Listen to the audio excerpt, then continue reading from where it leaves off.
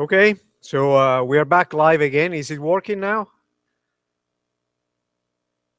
It may take a short while to tell us that it doesn't work, but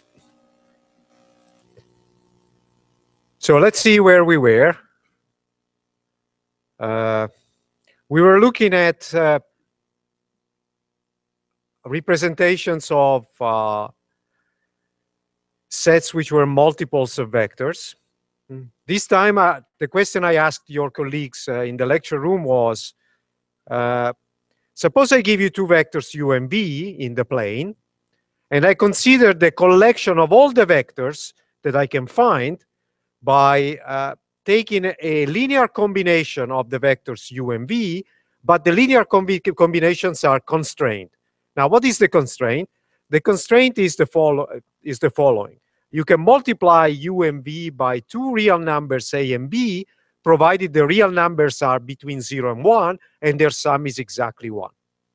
And the question was, what kind of geometric thing related to the vectors u and v does this set of vectors represent?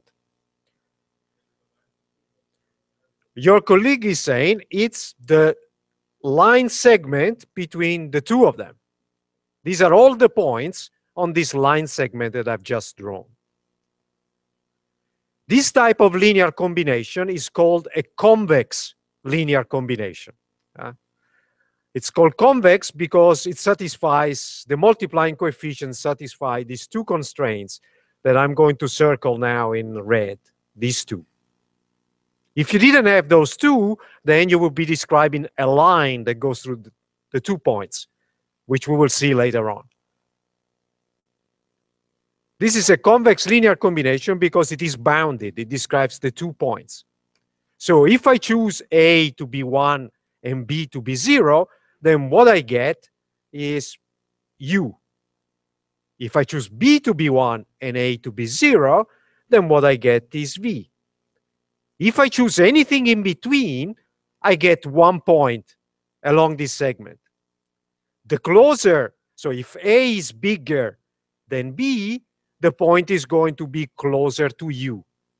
In particular, if I take A equals B equals a half, what I'm going to get is the midpoint here.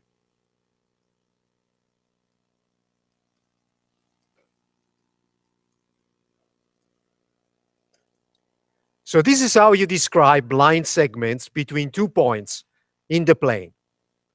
And now you might say, okay, look at this stuff is pretty boring. What can I do with this? So let me show you an example of a very neat thing that actually you can do, and actually people use, based on exactly this idea of convex linear combinations. So now you can wake up, spider sense is tingling.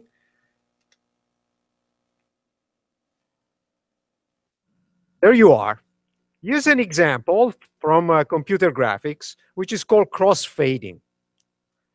Now you might say, okay, this is a picture, this is a picture, these are 10 pictures. What does it have to do with convex linear combinations? Well, begin by asking yourself, what is a picture to a computer? You know what? It's a vector. It's a very high dimensional vector. So I don't know how many pixels there are on these computer screens. There are quite a few. I don't know. Let's say there are 100,000 pixels. I'm just throwing a number here. It doesn't really matter how many there are.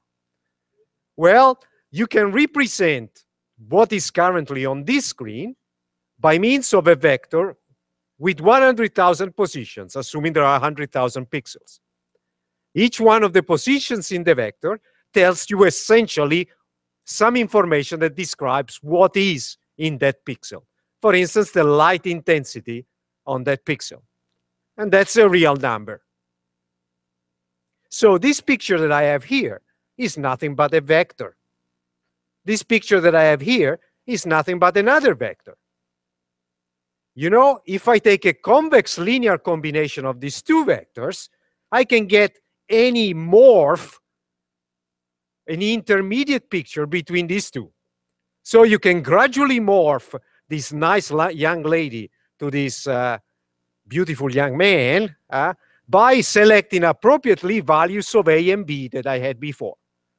This is actually how crossfading can be implemented. So if you were into the Power Rangers when you were a little bit younger, that's a sort of morphing Power Rangers. That's exactly what convex linear combinations can do for you. So this is before and after there's a sex change. But you can implement that without use of surgery by using photoshopping, by doing convex linear combinations of vectors, exactly like we were doing before to U and V. But if you see it on vectors U and V in R2, it doesn't look particularly impressive. If you see it on this, it looks like it's something real, isn't it?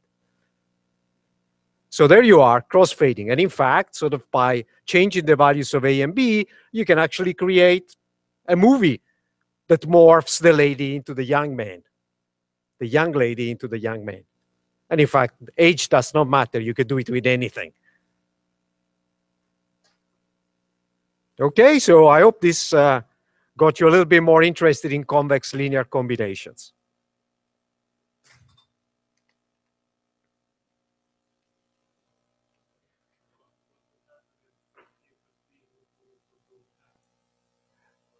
Okay, so if A plus B is equal to half, I think you get exactly something like this.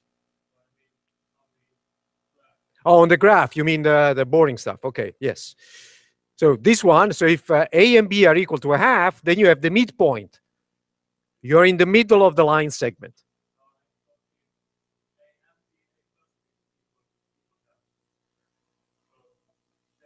Okay, if A plus B equals half, well, you cannot get the whole segment. You cannot get the whole line. So you get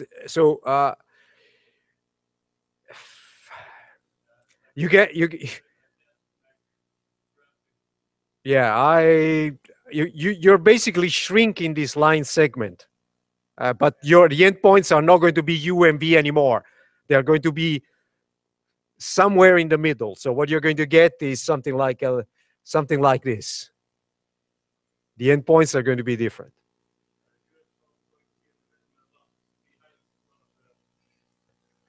Well, let me think. I'm fairly crazy, but I didn't get up to that point. So I'll have to think about it. And work through an example. But I'll do it afterwards so that we don't get further sidetracked. But good question. If I don't get back to you, remind me.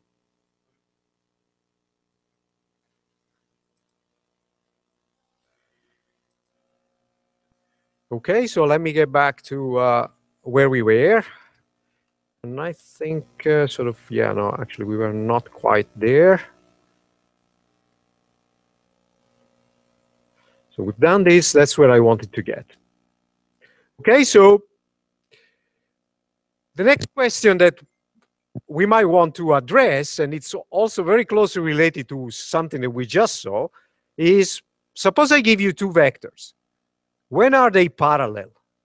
Can we give a description of what it means for two vectors to be parallel? So let's look at some examples just to get some inspiration.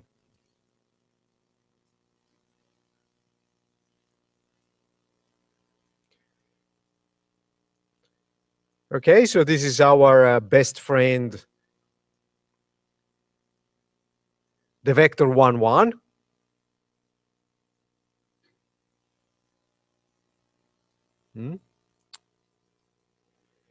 And let's draw another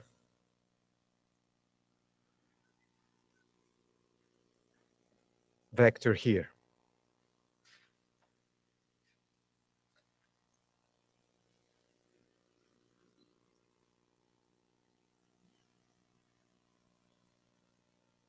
And so it will be something like this. It's a vector that sort of starts at 1, 1, so it starts in 1, 1, so it's sort of 1, 0. So this is my point A, is going to be the position 1, 0, and it ends at point B, whose coordinates are 3, 2. Are these two vectors parallel? Well, modulo my drawing. What would your intuition say?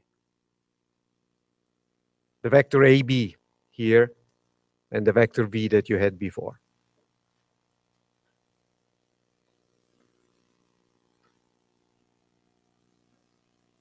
Yeah, your colleagues are saying yes. They both go up 45 degrees, so they look like they are parallel. So how can we tell?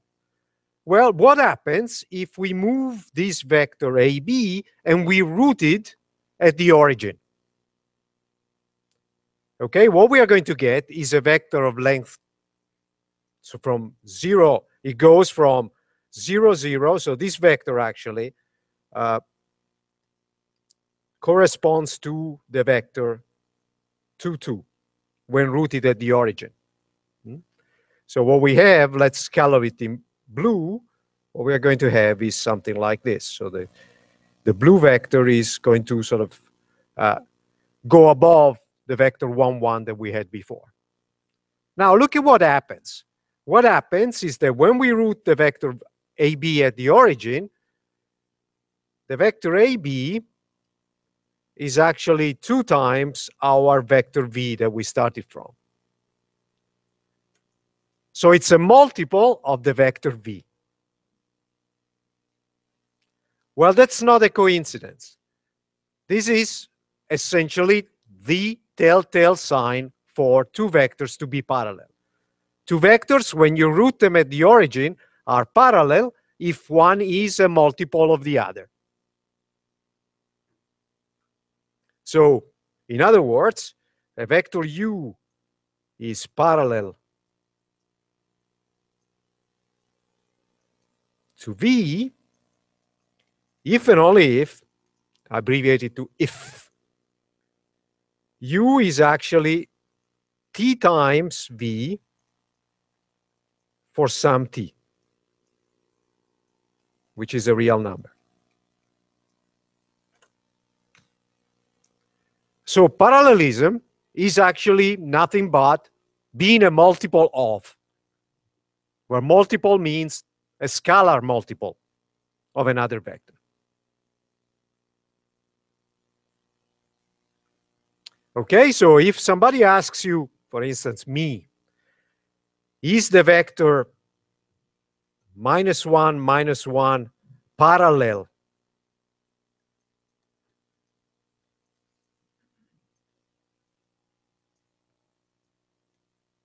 to my vector V that I drew before, your answer is going to be yes. Yeah, because it's -1 times V. It goes in the other direction, but it's parallel to it.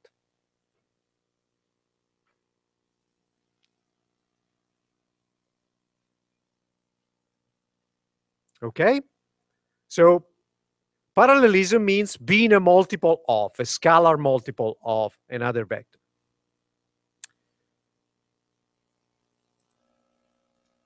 And we've done all this, basically.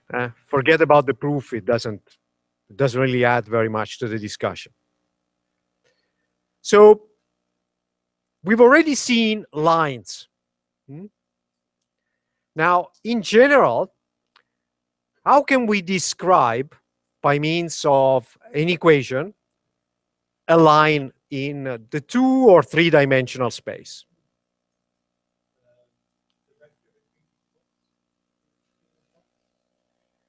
Okay, so if your colleague is saying, well, it's a vector between 2 points, in that case, you have a bounded, so it would be like a segment. But exactly, so the point is that between 2 points, there is exactly one line.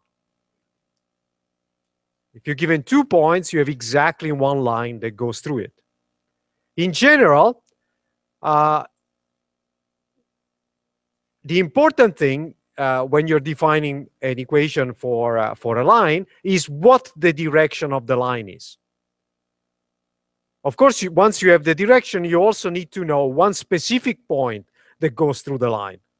Otherwise, there are many different parallel lines that can go through a vector. And we've already seen, actually, an example of a direction of a line. Sort of in our motivating example, initially, we said, OK, let's start from the vector 1, 1. You take the line that goes through the origin with direction specified by the vector 1, 1. And we saw that this set, where it was described, the set of all points on this line, was described by taking multiples of the vector v for any real number. That's the green line that we have here, which is described by this set that I'm marking right now. But in general, how can we give the equation of the line that goes through some point and there's a given direction? Well, let's see.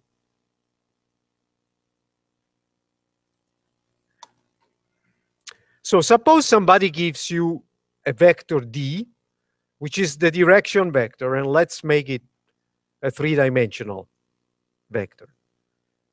So this is the direction vector for the line.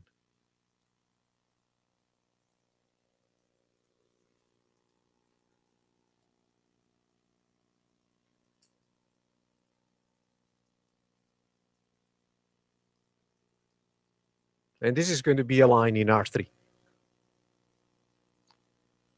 Okay, so let's assume that I want my line to go through a given point P0 with coordinates x0, y0, and z0. So I want my line to go through this point. In the example that I gave you before, in R2, our direction vector was 1, 1. And my point, P0, was the point 0, 0. This was in our previous example, in R2.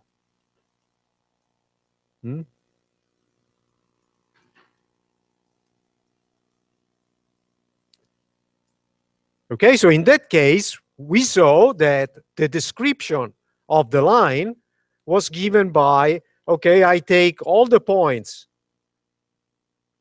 of the form xy, which are of the form a times 1, 1.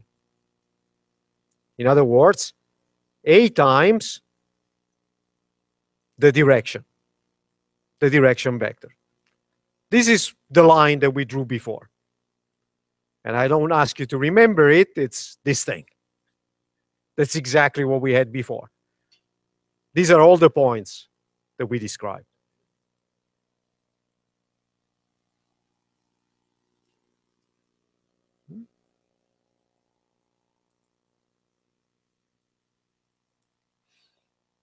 Okay, so in general, what does it take? When does a point x, y, z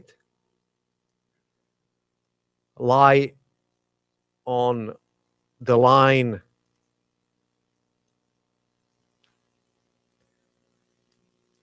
through the point P0 with direction d?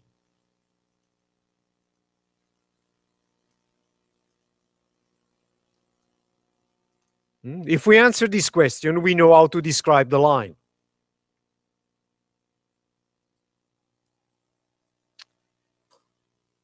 Okay, so what is it that you want to do? So you start at your point P0 going along a certain direction. And so what you want is that if you take the vector that goes from P0 to P, then this vector should be going along the direction D, which means it should be parallel to it. But parallel means that there is some multiple of the direction vector D that gives you that line, that gives you that vector.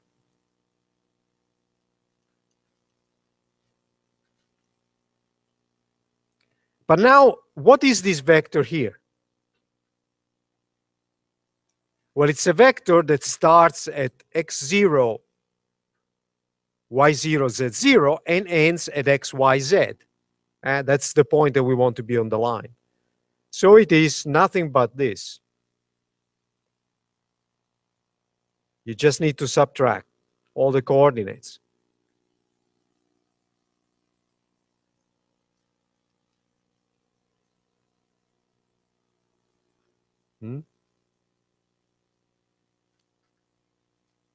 So what does this tell us?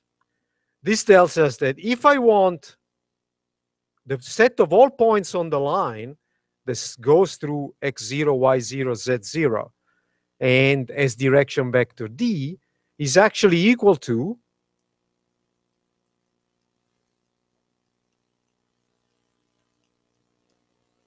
this thing.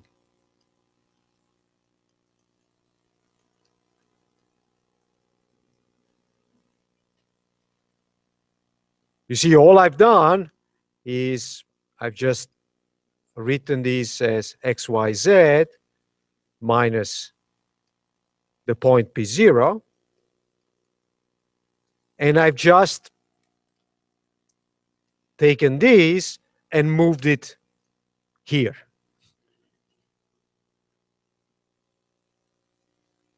And the minus becomes a plus because you move it to the other side.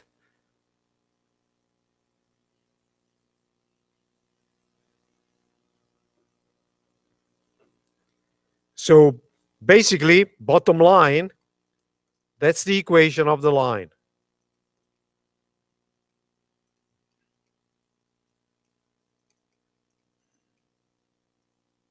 That's the equation of the line that goes through P0 and has this direction vector.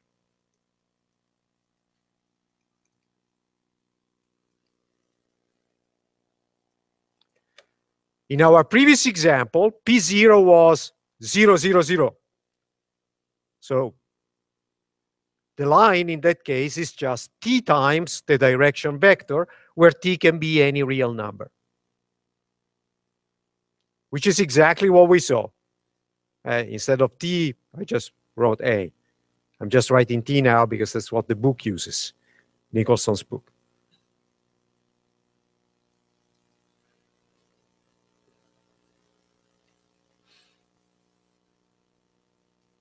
So if somebody asks you, give me the equation for the line that goes through some point and has this direction vector, all you need to do is to use this formula. So let's make this very concrete. I'm just giving you the reason why this formula actually describes the set of all points that lie on the line, starting that goes through some point P0 and there's a certain direction vector.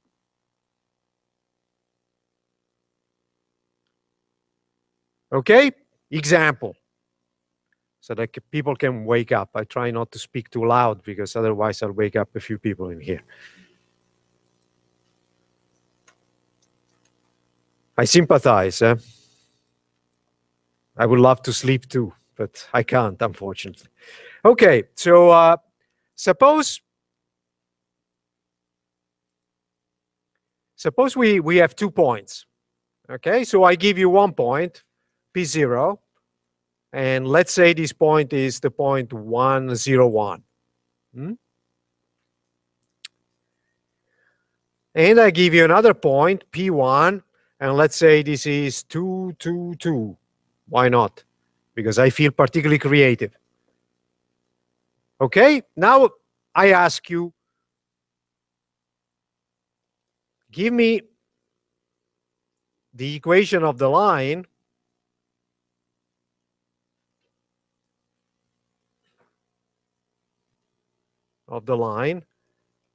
that goes through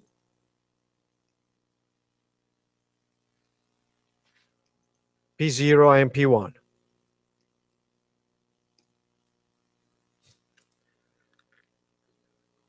How would you approach such a problem.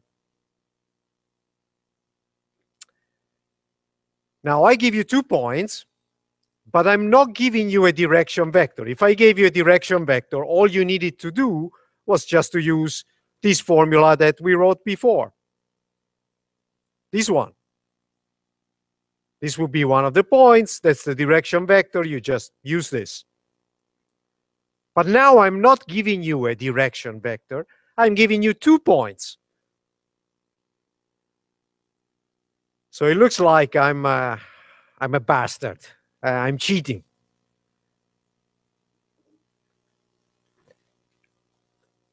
So how can you find the direction vector for the line?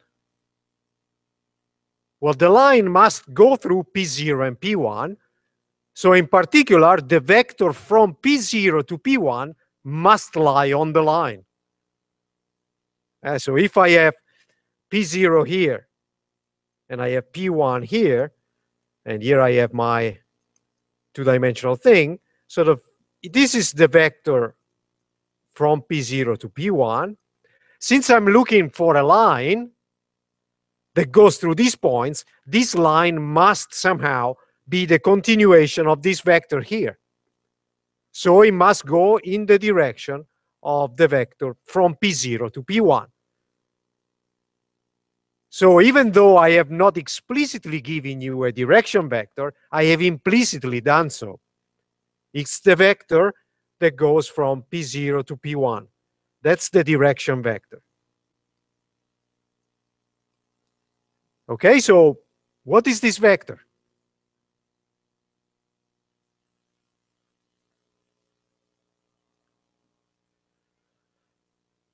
Okay, so let me help you. So this is the vector P0, the red one. And the green one here is the vector P1. So the vector from P0 to P1 is this, which is P1 minus P0. So your colleagues were already giving the answer. It's the vector P1 minus P0, 1, 2, 1. Because I take 2 minus 1, 2 minus 0, 2 minus 1 again. So that's the direction vector for the line. And now I have everything. All I need to do is to plug in the data into the equation for the line. And since I let your colleagues in the classroom do the hard stuff and I do the easy stuff myself, I'll just do the easy stuff. So the equation is xyz is equal to what? Okay, I can choose one of the 2 points. I choose P0. And let me consult my visual memory, 1, 0, 1. 1, 0, 1, plus t times the direction vector, which I just calculated to be this.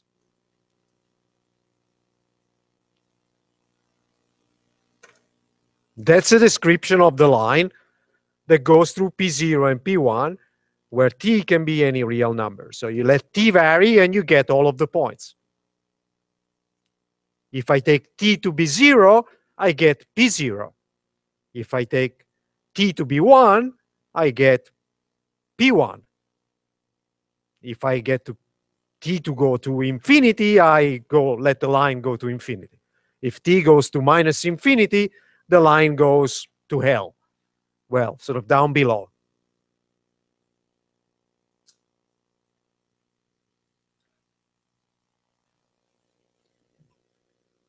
Okay, any doubt about this?